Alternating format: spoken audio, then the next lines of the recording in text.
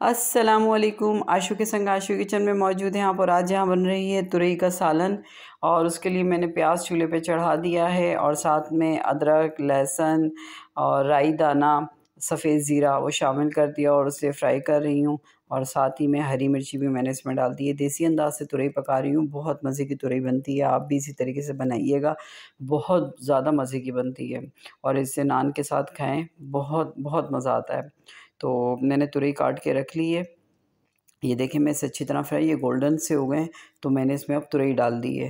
ترئی ڈال کے اب اسے میں پھر فرائی کروں گی اچھی طریقے سے، اور پھر اس میں مسالے کم جاتے ہیں، تھوڑے مسالے ڈال کے لیکن مزے کی بنتی ہے۔ ساتھ میں ٹماٹر بھی میں نے کاٹ کے رکھ لیے ہیں، یہ 1 چمچ نمک ڈالا ہے اس میں، اور 1 چمچ لال مرچی اور 1 چمچ ہلدی بس۔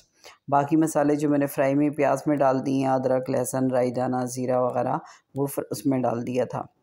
تو یہ دیکھیں اچھی طرح سے یہ مکس کر کے، یہ ہلدی بھی میں نے اس میں شامل کر دی، بس اچھی طرح سے مکس کروں گی، اور مکس کرنے کے بعد یہ میرا سالن بہت مزے کا تیار ہو جائے گا۔ اب اس میں ٹماٹر ڈالیں گے ہم، سبزیوں کا اپنا ایک مزہ ہوتا ہے، سبزیوں میں تو مسالے کم ڈالے جائیں تو اور بہت مزے کی لگتی ہیں وہ۔